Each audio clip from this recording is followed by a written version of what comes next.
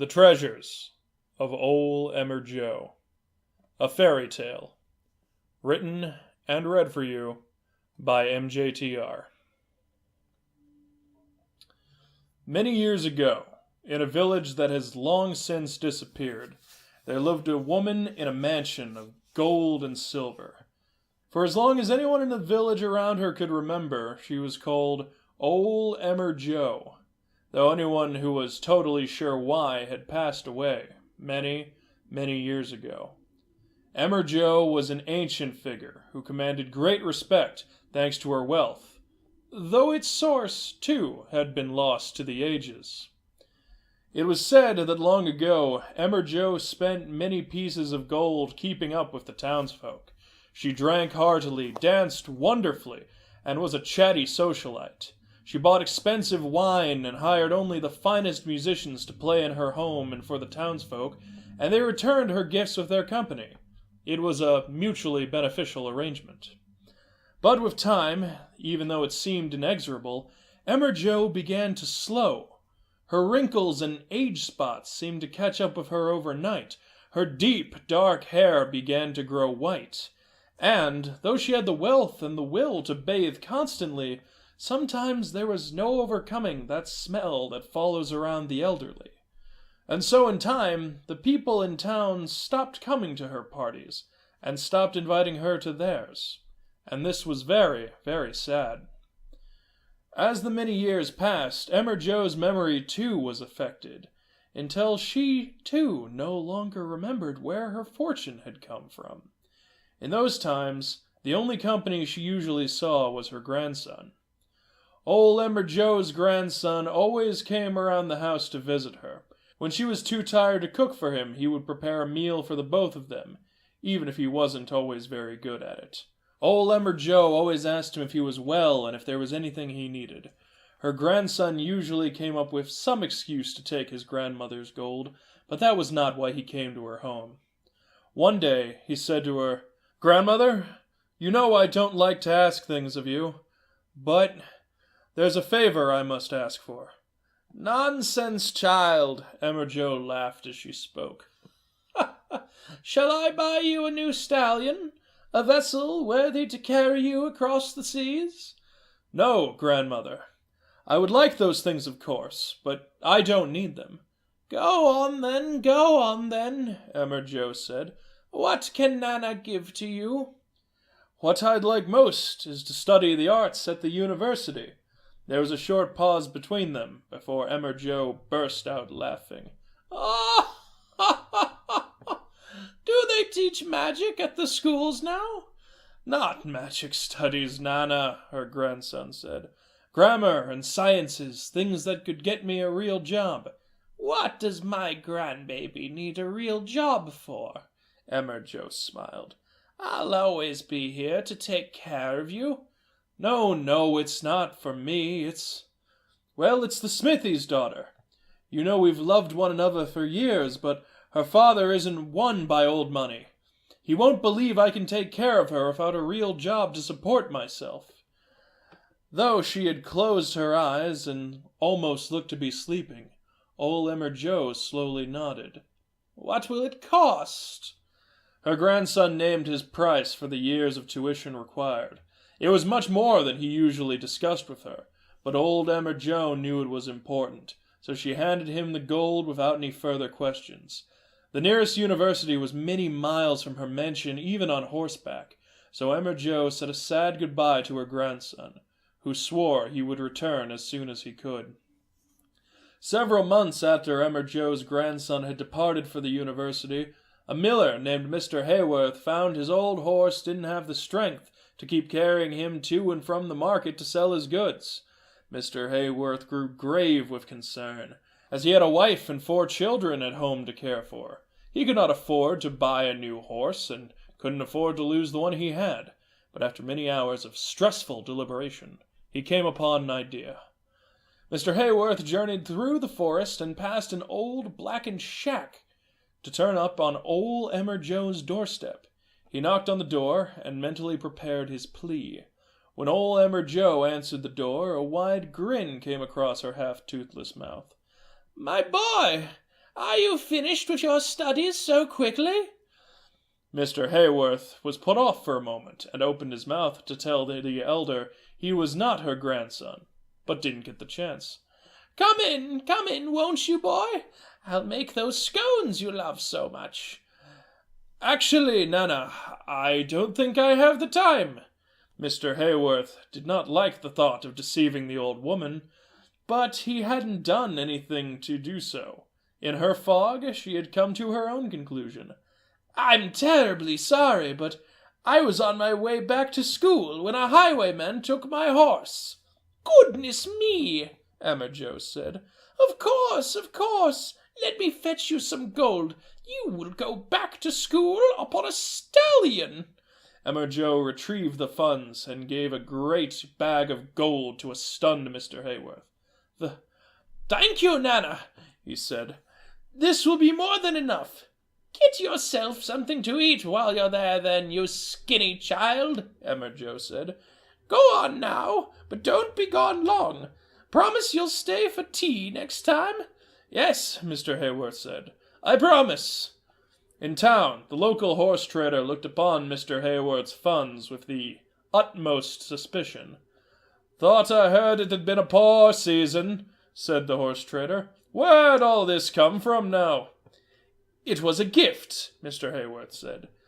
It was given freely by a kindly old woman. What did you do? Cut her purse? The trader asked. I don't want any stolen gold around here. St. Peter will know about it. It isn't stolen, Mr. Hayworth said. I swear it. The stern old horse trader crossed his arms. Tell me where it came from, then, or you can keep it and barter elsewhere for a cow to ride on. And so, with reluctance, Mr. Hayworth told the horse trader the story of his request to Emmer Joe. Perhaps he had fibbed, but only just a little, and that fib allowed the old spinster to see her grandson again. If you thought about it, Mr. Hayworth had done a very nice thing for the old woman. After much discussion and thought, the horse trader sold Mr. Hayworth one of his stallions. It all seemed wrong to the horse trader, but he wanted the gold, even if he had resisted. That night when he came home with a new dress for his daughter, and his wife asked him where he had found the coin, he retold Mr. Hayworth's story, and when the little girl was in school the next day, she told it again, and the children who heard her told it again as soon as they came home to their parents. In the midst of this, Mr. Cook, a baker of breads and cakes, found a terrible leak in the roof of his shop. The years of poor jobs done to his roof meant the whole structure had to be reshingled, something he didn't have the gold for. And, as for a solution to a problem, he had heard his son telling his friends about how eager the old woman outside of town had become to give away her money. Mr. Cook did not stop to think on the matter even half as long as Mr. Hayworth had, and he soon made his journey past the forest and the old shack toward Emmer Joe's house. Though it had been mere days since Hayworth had knocked upon her door, it may as well have been years since Emmer Joe had seen her beloved grandson. My sweet boy, I have just put stew on. Come in, let us eat together. If only I could, grandmother, Mr. Cook said. But the new term has just begun, and I need many new books if I am to keep up. Oh, you silly boy, you didn't need to space out your requests. Emmer Joe retrieved more gold and handed it over. Her only question was, Are you sure you can't stay a little longer? Sorry, grandmother, so much work to do. The next time. Yes, she smiled her half-toothed smile. Next time. With a little more time, it became the consensus that Emmer Joe was doing just fine with all the small, necessary requests that she was getting. She could surely handle a few more now and again, and perhaps in a few circumstances, it wasn't totally necessary to assume the identity of her grandson. A priest from the church appeared for the second time in 1 month, but Emmer Joe had forgotten that she'd already given to the church that month. And, after all, how could she turn away a man who only sought to feed the children? That they were his own children, and that he was looking to feed them with prime meats, tossed in exotic spices, that detail was not strictly necessary for her to know. A landlord began to appear on the first of each month to accept payment for old Emmer Joe's mansion. Though she could swear she had paid it off so long ago, She wasn't one to argue. After all, the landlord probably had a wife to dress in the finest furs, and there was plenty of gold to go around for that. Carpet traders who claimed to come from faraway lands sold Emmer Joe an entire house worth of carpet and offered to take all of her furniture out from her home so that the carpet could be applied, and at no extra cost to her. It sounded like too good of a deal to pass up, so old Emmer Joe didn't. The carpet sellers, it turns out, were only from as far away as the village itself, and they stored all of Emmer Joe's furniture in their own houses for safekeeping. She never did see the new carpet, but that was all right. She soon forgot she had purchased it at all. One day, after answering so many knocks at the door, Emmer Joe did so and saw her landlord once again. "Oh, good morning to you," Emmer Joe said. "Hello," said the landlord. "Do you have this month's mortgage?" "Oh, dear me." Emmer Joe looked back into her nearly empty house and recalled the many coins she'd given away in the past weeks. Well, I fear I may not." The landlord breathed a deep sigh. "Surely we can work something out," Emmer Joe said. "I've never even been late on a payment, have I?" "It saddens me that your memory has become so clustered," said the landlord. "This was your last warning." "Oh, goodness!"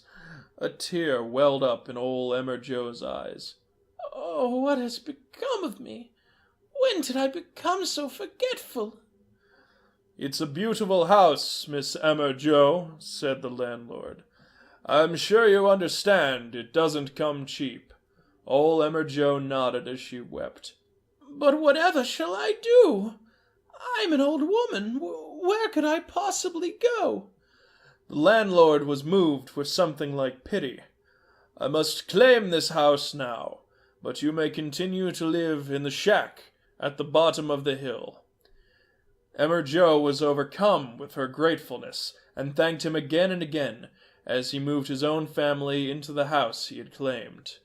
Little old Emmer Joe made the journey down the hill, a simple task for a young woman, but far harder for her. But she was resilient and eventually made it inside. As old Emmer Joe stepped into the damp, cold little shack, she couldn't shake some familiarity of the place. She had barely remembered the structure had been there when she was back inside of her mansion, but now she couldn't shake this feeling of remembrance. On a small table in the center of the shack, there sat a bottle of a glowing green substance. Old Emmer Joe hobbled up to the bottle and squinted at a note left right underneath. It read, "Dear Emmer Joe, if you should need to read this, it's probably time to take a sip from the bottle. Hope the house is well. Hope you're feeling good.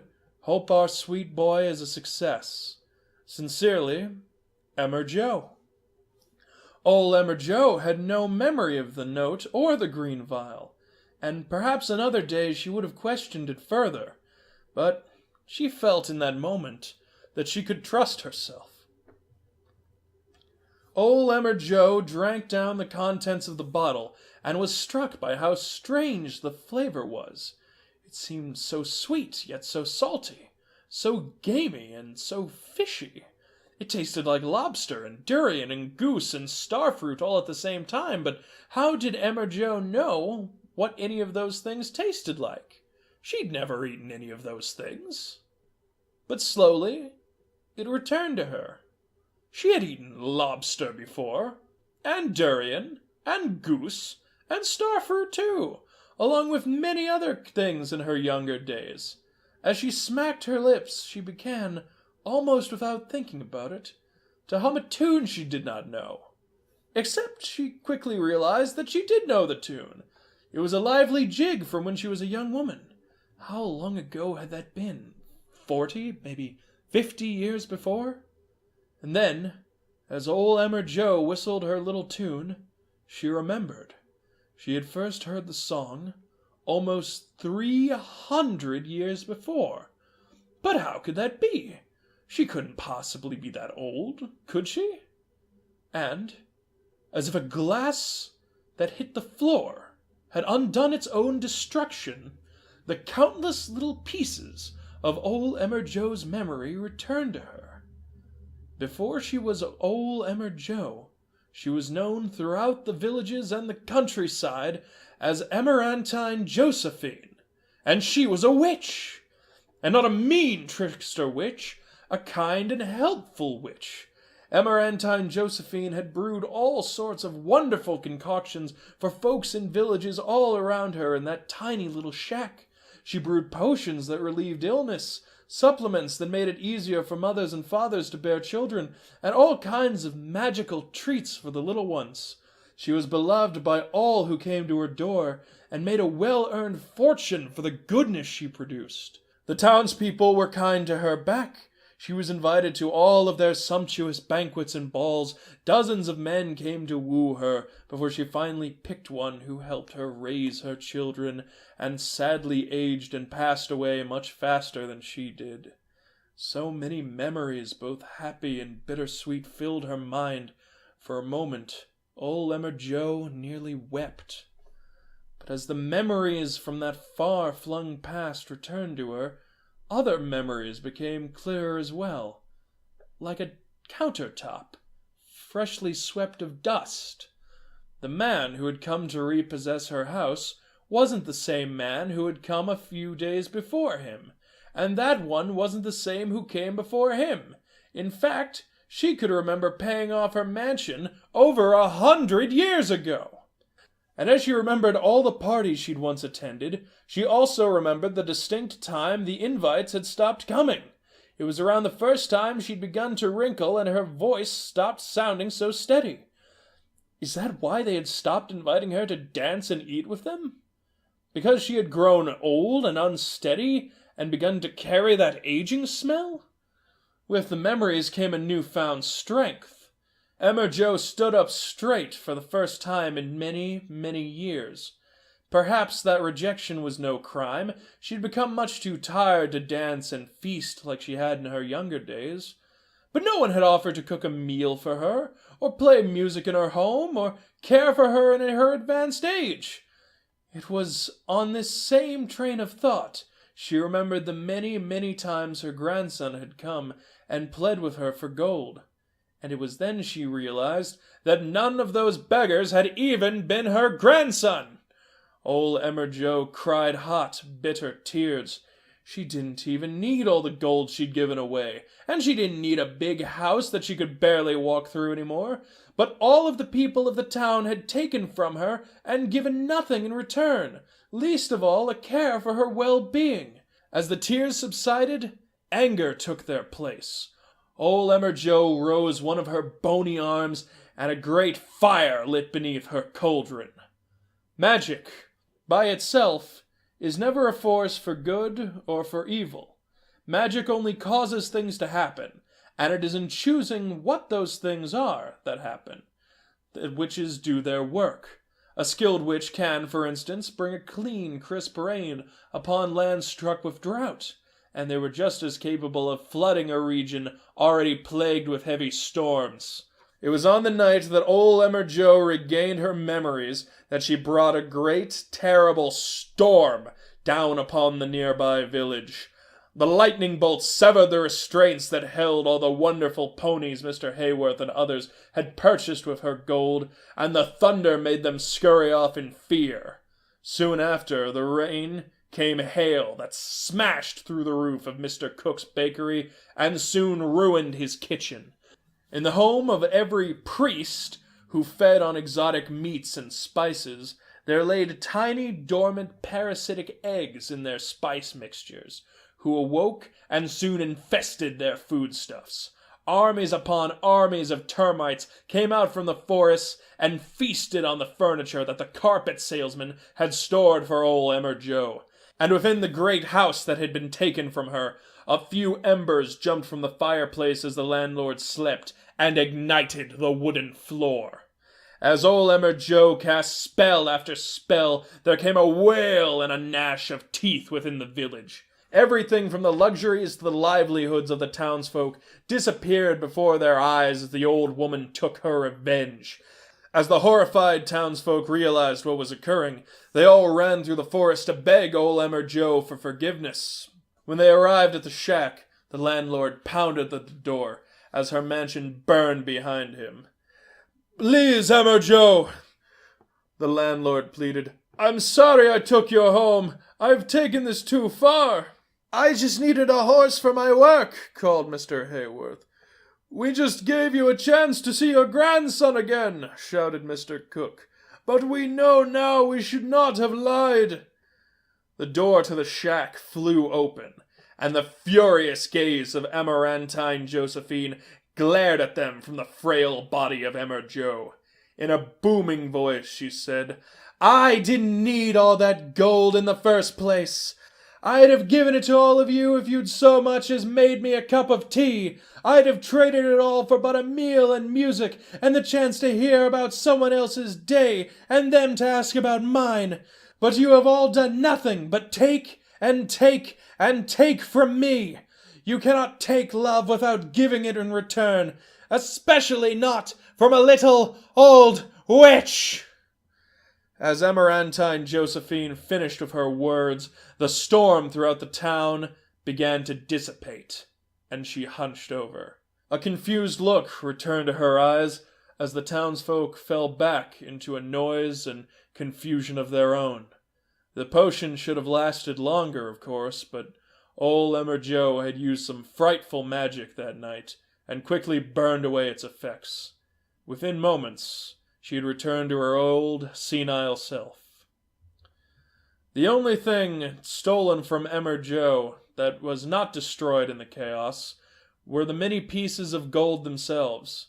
But as gold was so plentiful and everything else had become so sparse, traders from the town had to travel far and spend a great many pieces to even return to the modest lifestyle they had known before. The mansion had burned to the ground, and no one dared to bother old Emmer Joe in her little shack thereafter. Despite the tiny space, Emmer Joe managed to sustain herself with a small vegetable garden, one she had worked many years before, though she didn't remember it. Eventually, she even forgot the mansion that she had lived in for so long. After what seemed like many, many years, a familiar face returned to her tiny abode atop a horse. "Nana?" With the last of her teeth, old Emmer Joe looked up and saw her grandson atop the stallion. "Whatever has happened here, Nana?" "Oh, my sweet boy, you have returned." As she spoke and looked beyond her grandson, she saw a pretty lady behind him on the horse. "Is that the smith's daughter, then?" Her grandson barely registered the question. "She is, Nana. Whatever happened to your house?" "My house? Oh dear, I'm sorry. I've been doing so much cooking lately I haven't had a chance to clean up. Can I make you some stew? You look like a skeleton, sweetheart." Her grandson and his new wife exchanged a concerned look. The young man said, "Nana, could you excuse us for a moment?" Old Emmer Joe frowned. "You won't leave again, will you? Not so soon?" "What? No, no, Nana, we will not leave. We will not be far," her grandson said. "I just had a thought that we should discuss. We'll be close enough for you to watch, and we'll be back in a few minutes, I swear it." Emmer Joe gave her grandson a hesitant nod of approval, and watched as the boy and his wife walked a short distance. Their words were quiet. She could not guess at what matter they were talking over. After a short time, her grandson approached her again. "Nana, we've bought a cottage of our own a few days' journey from here." "Oh!" Emmer Joe struggled to show excitement at the thought of her sweet boy being so far away again. But she didn't have it in her to damper her beloved grandson's happiness. "That's wonderful, dear." "And we'd like to see if you want to come away with us." The little old woman's heart skipped a beat. Oh my, but I couldn't. You have your own life, my sweet. I could never impose." You could never impose on me, her grandson said. Everything good in my life you helped to give me. We talked it over, and we both agree we'd be happy to have you. Tears began to well in old Emmer Joe's eyes. Are you sure? I'm an old woman now. Some day soon you may be stuck taking care of me. Just as you've always taken care of me. Her grandson hugged her tight and led her toward his horse. You've given me such love, Nana. It's time I repaid you for it. It is an unfortunate truth that not all elders are wealthy, influential, or were once magical. It is also unfortunate that most grow tired more quickly and may have more trouble caring for themselves than those with able bodies. And it is a most unfortunate of all that too many end up forgotten or by the wayside in this fragile time of their lives. It doesn't take gold to give to an elderly one. A little time, a little care, and a little love can mean more than all the treasures in a great big house. The end.